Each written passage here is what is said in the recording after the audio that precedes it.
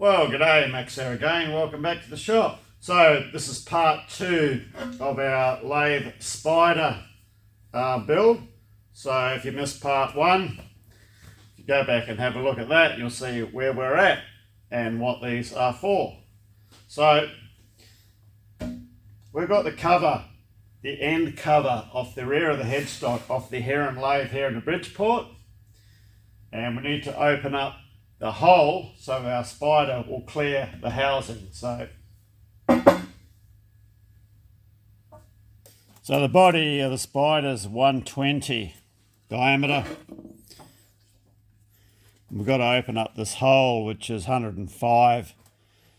So if I take probably a bit over 20 mil out, 25 mil out, I'll open this hole up to approximately 130, and that'll give us a bit of clearance on the side. So I'm just, because it's only a cast cover and it does move around a little bit depending on where you tighten the mounting screws up, all we have to do is just eyeball edge of the tool to the existing bore.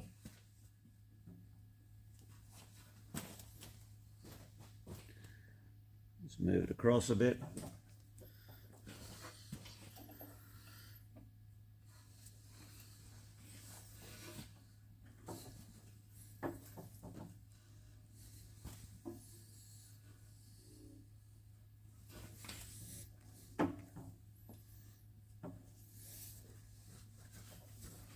I think that'll be close enough there. So I'll lock off the table and we'll get a cut through.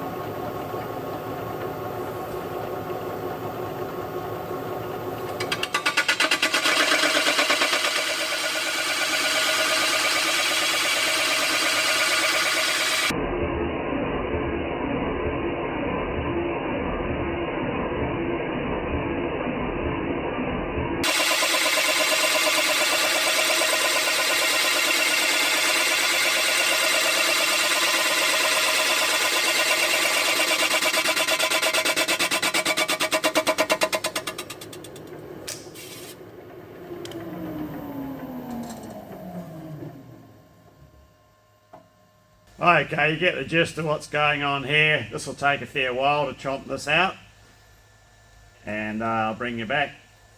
It's just an easy way to do it. I could chomp around with an end mill, but because this is only lightly clamped, I'm just taking it very, very gingerly. So we'll just keep plodding away with the boring head, and it's doing the job okay.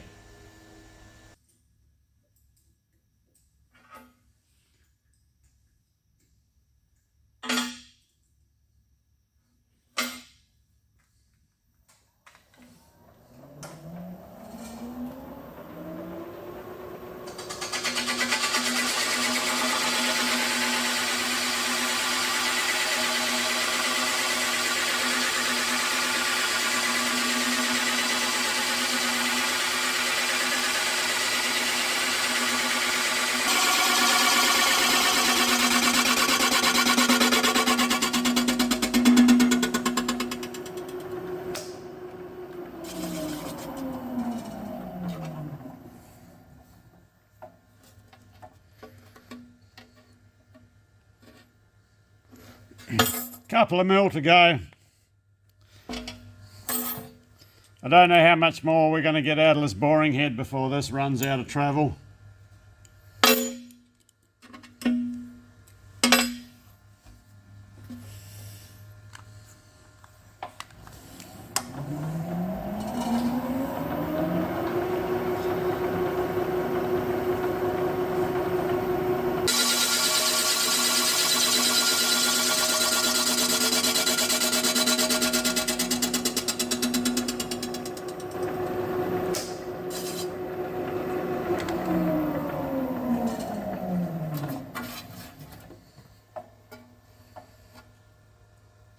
$130. Well, we just made it. So that gives us 5mm clearance all the way around, which should be ample. I'll get this out, debird, we'll get it fitted up. Okay, that'll give us enough clearance around the bore. So what I'll do is we'll drill and tap 4 locations for a M12 bolt. So they're going to be 15mm in, and the JFMT will make it the same, 15mm in.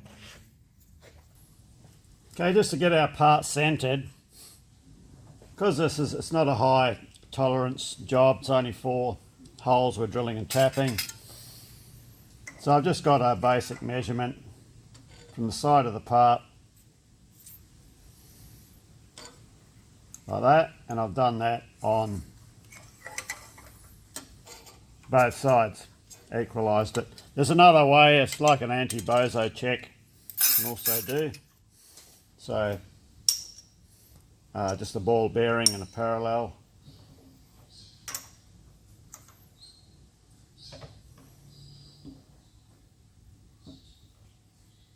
Lock the quill.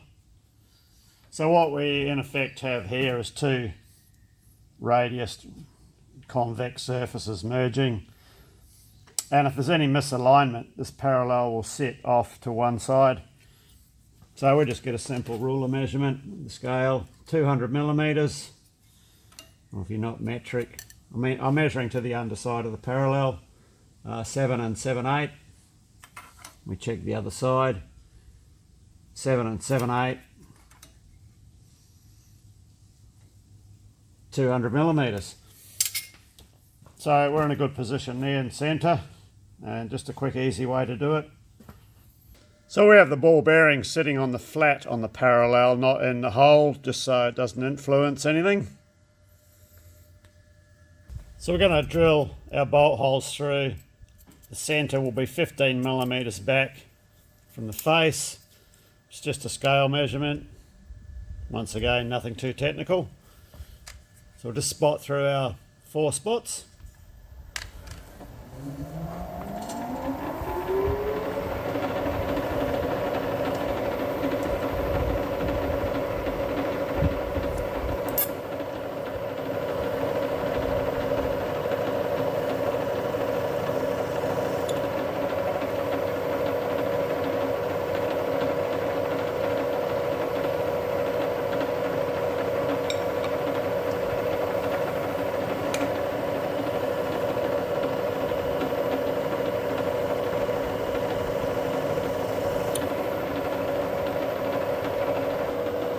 And because it's 4 holes we're drilling, 40-to-1 indexing head, doesn't matter what hole circle we use, it's just 10 straight rotations of the crank.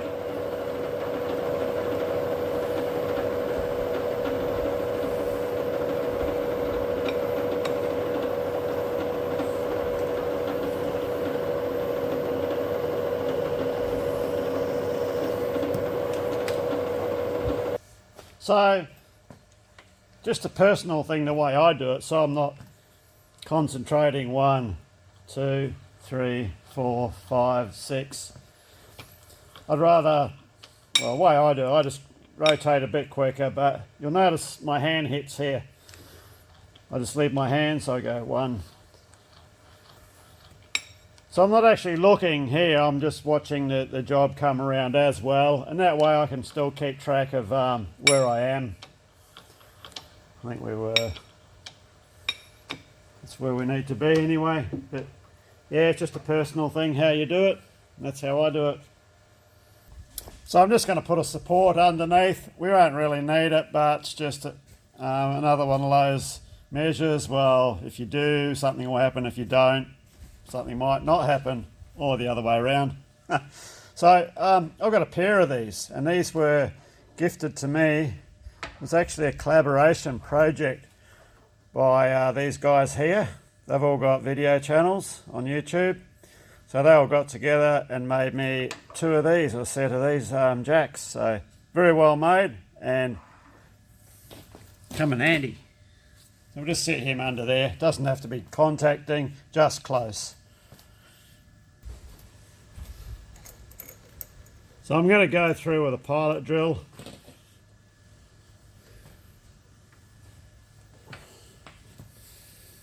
Just, make it easier on our tapping drill.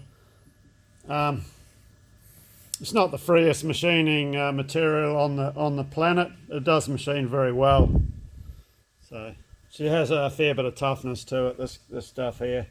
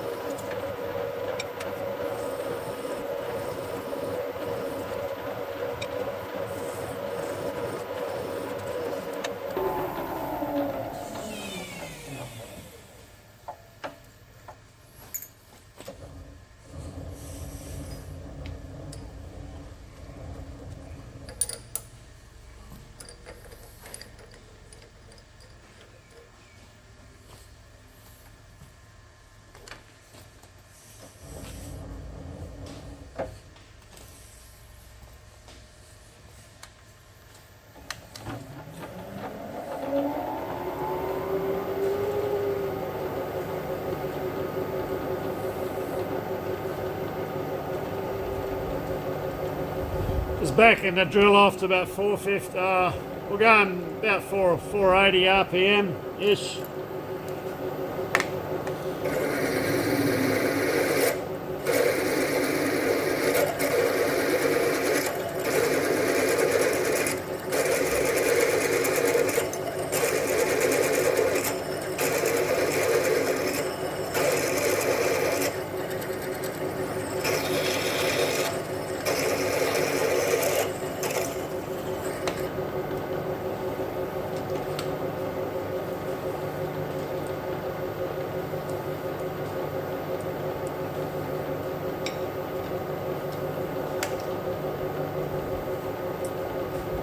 Let me just go and get the tap.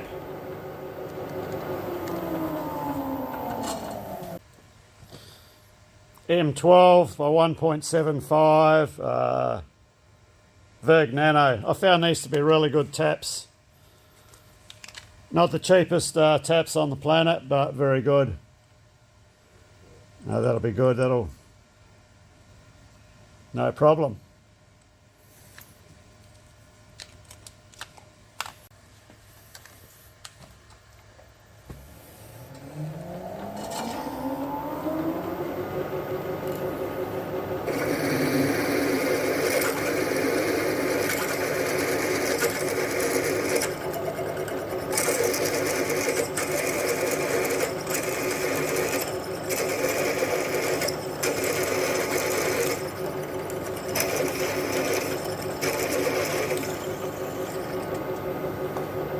Don't you love the smell of cutting oil first thing in the morning?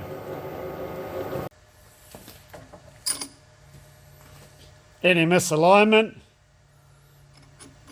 and that would have just sat there.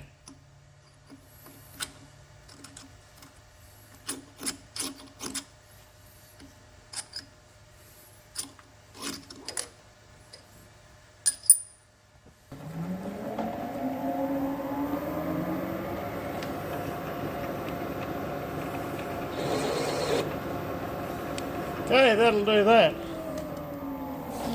And we'll get set up for tapping now. So all up, combined thread length between the two spiders we're making, the M12 threads that we have to tap, comes up to 160 millimeters, or a bit over 6 inches of thread to tap. You think I'm going to tap that by hand? Not on your Nelly. So we're going to break out this, our tapping head. I didn't realise till just now too, I'd forgot. It's still in its original box. So, a lot of you guys would have seen this before. Imagine fast internal or external threading. And that's an attachment for a button die, which I don't have. So we'll get our tap set up in the tapping head. A few of you would have seen me use this before. We'll get that set up.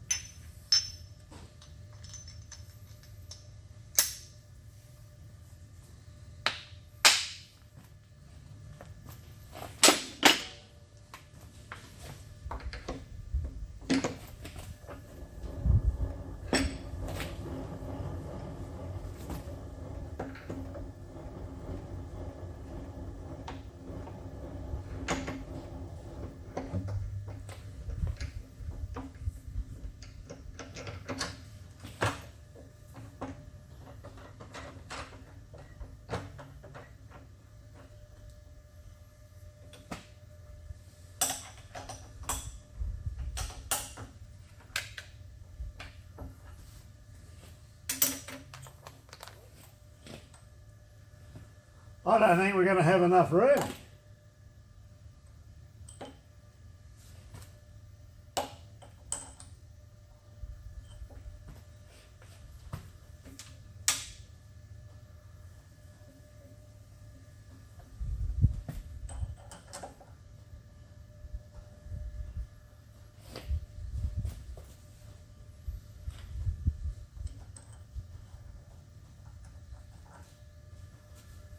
Well, that sucks.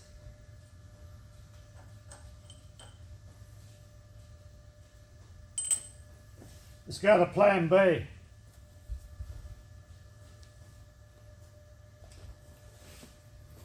So plan B is this lot here. This is my tapping head for the lathe, and I stripped it down to do some maintenance on it. And I haven't got any further with it. I haven't had time to finish it off. So I think I'll just reassemble this for this one job we're going to do, and we'll put this in the Bridgeport mill, providing I've got a Morse taper. That's Morse taper 2.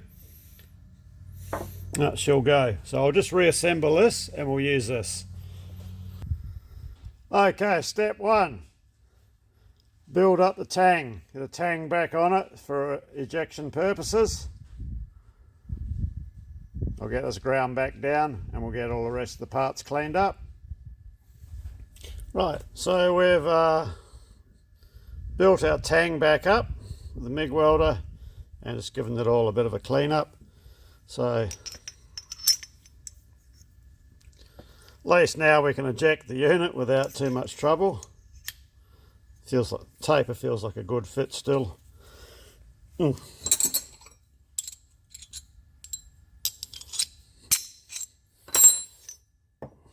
So what the fault was with this is the clutch plate, and it's supposed to have 3 ears on it that locate in here.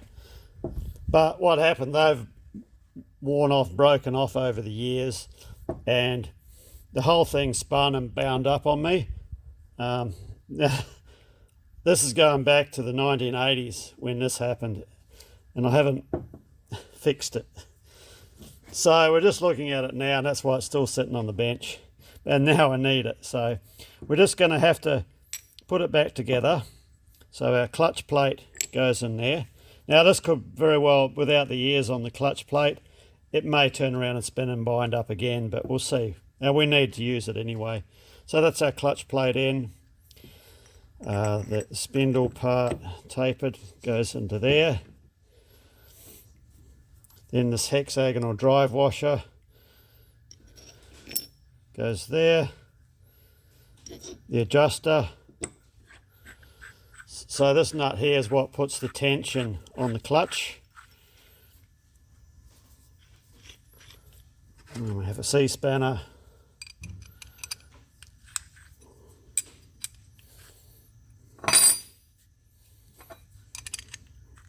She had a local viewer from Perth donate me a heap of C-spanners, and by heck they've come in handy.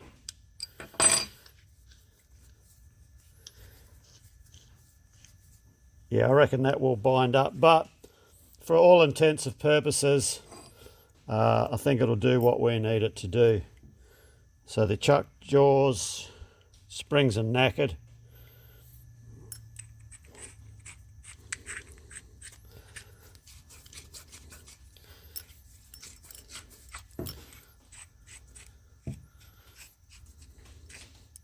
So they'll go in there, they'll centralise the body of the tap, and then this part here, this is the drive, so this grips, tighten it up with a, wish it was an Allen key.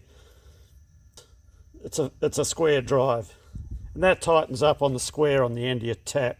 Now, this is very old, this is an old Archer tapping chuck. Even got the British Bulldog on there. Great bit of British engineering. Be great if they had a hex key there. Still, she'll live to fight another day once we make up a new clutch plate. So let's get our tap set up and we'll have another crack at putting this in the Bridgeport.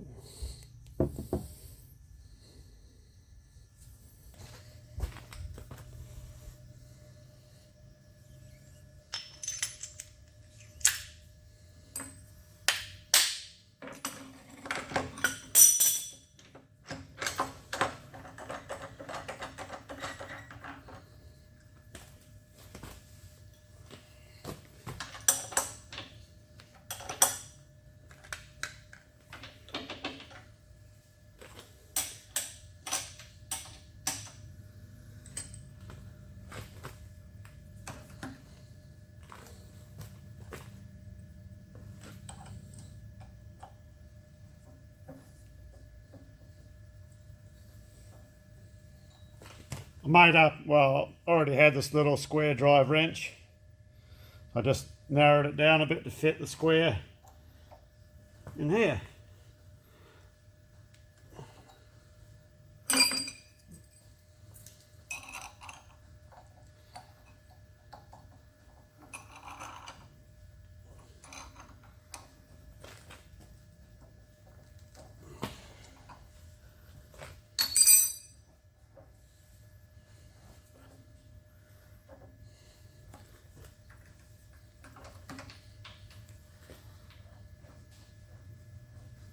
So yeah, what we're interested in, and I expect it's going to just bind up. So that's where it slips. Yeah, grabbed there. So yeah, because it's missing those ears on that clutch plate,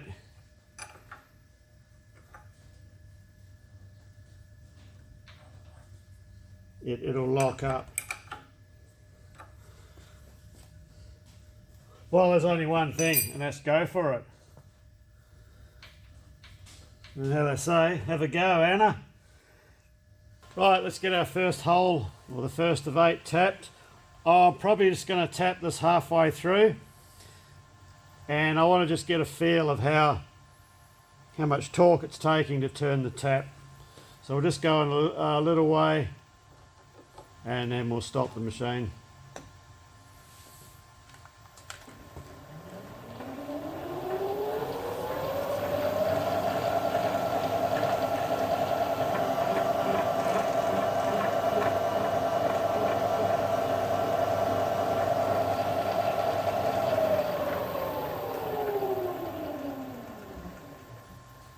Well, it seemed to do that quite easily, so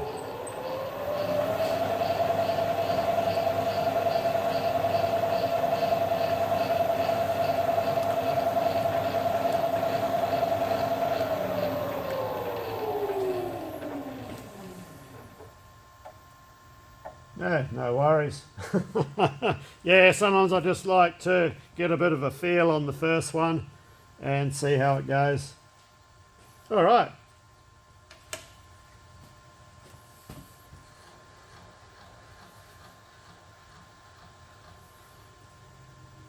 It's a fair depth. We're tapping 20 mil deep, so we're tapping on 150 RPM.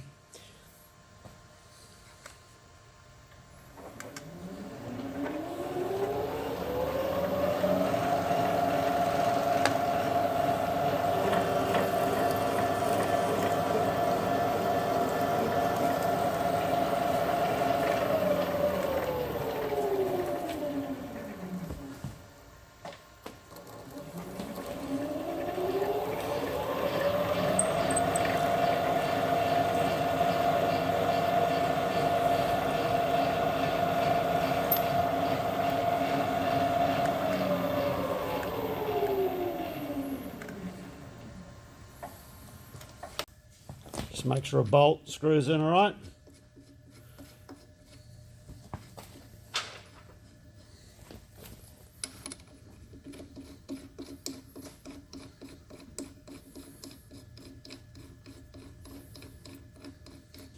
No problem. Okay, this is our second one, so I'll go through and drill all the holes, and we'll bring you back for the tapping.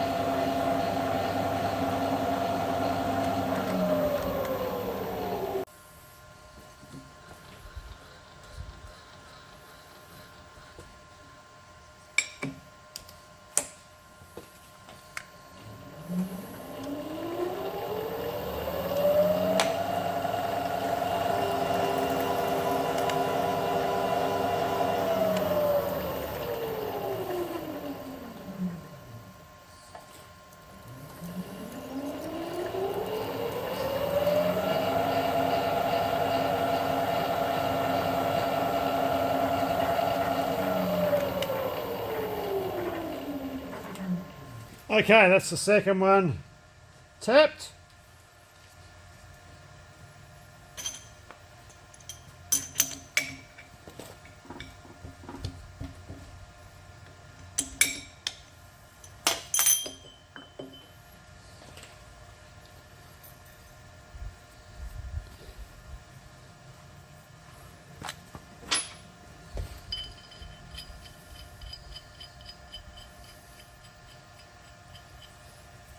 So we'll set up now.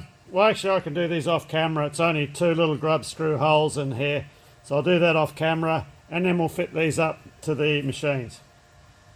Okay, we're all drilled and tapped. Got our grub screws in. I'm not going to bother putting the bolts in this one for the JFMT at the moment. They can just go straight away in the cupboard. We'll just slip it on just to show you. This one here, however, we will need. So let's head over to the Herron lathe and we'll get this one mounted up. So the one for the JFMT lathe,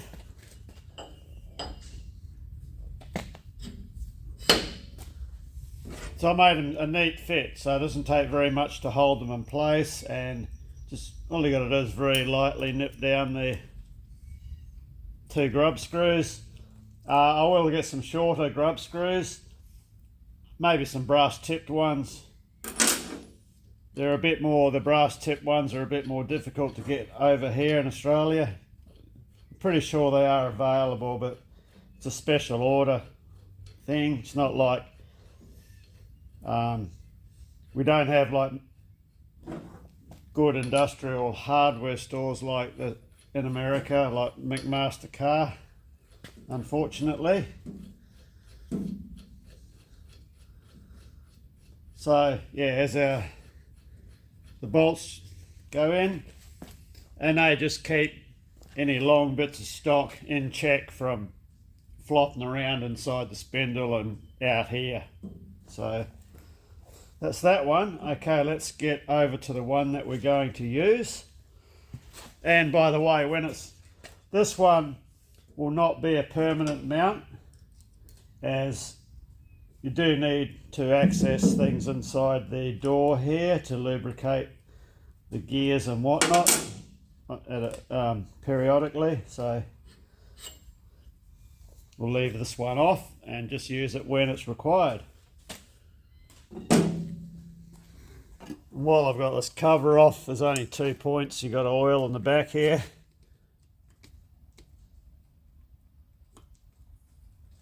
Force a bit in on these ball oilers.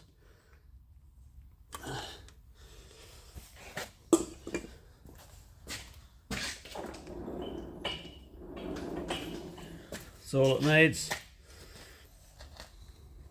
A little bit on the gears.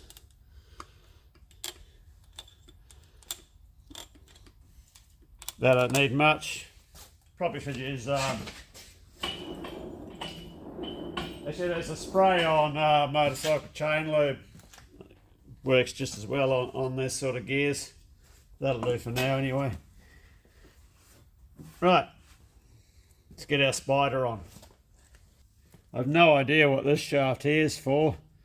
I've never really seen it on any other machines.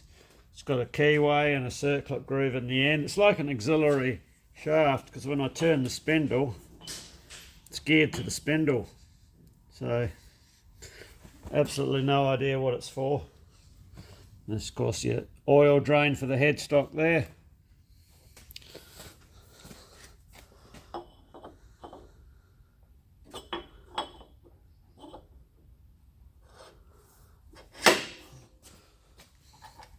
Yeah, so one thing that really pisses me off in my workshop is the amount of mileage that I do walking around looking for where I put the oil can last, and also single cut lathe files.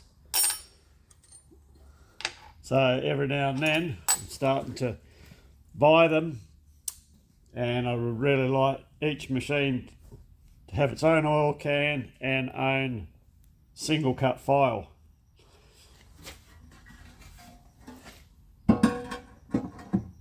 this should go over there.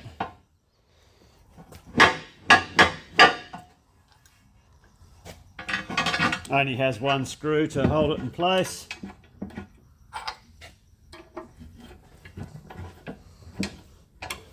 And if we've done everything right, we should be able to nip this up and relatively even clearance around the side and still be able to screw our bolts in.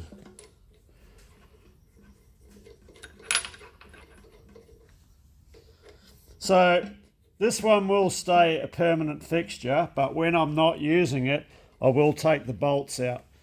So there's nothing you can get caught by when you walk past or anything like that. And that's why I put that nice rounded edge on the outside of it as well.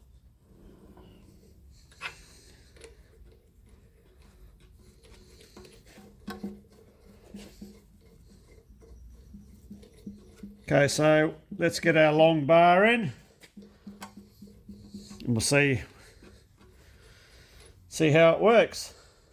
So this is one of the jobs I'm going to put through the lathe where we'll use our spider. This is a piece of 2-inch or 50mm round bar, 1.7 meters long or about 5.5 bananas long, and it has to be turned to diameter its entire length and also threaded the entire length of the bar. It's most likely going to be turned to 1 7/8 with a UNC thread. So that's what our spider's for, to assist in this job.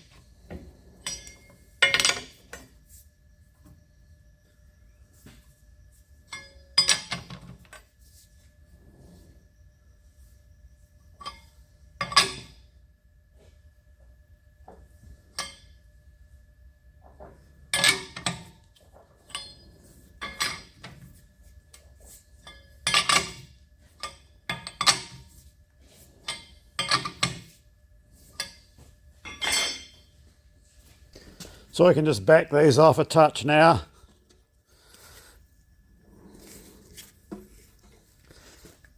So we don't know if this bar's got a bend in or if it's straight. So there's nothing supporting it now. We just want to average it out, when we can just do that by hand, by eye. We just screw in sideways, just touching, quarter of a turn. Bring them in till they're just touching. Just a very light net with the spanner is all I need. The reason why we adjust this in its free position rather than get a ruler and centralize it is we don't, like I said, we don't know if there's any bend in this bar, and we don't want to be fighting the jaws of the chuck at the other end and like overloading the jaws with some funky leverage this far away.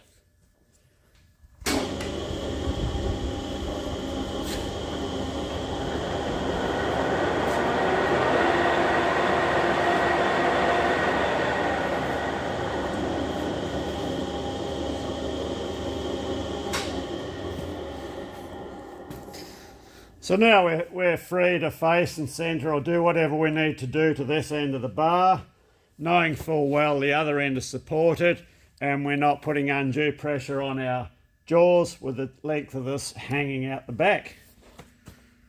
So she's all totally supported and not going to go anywhere.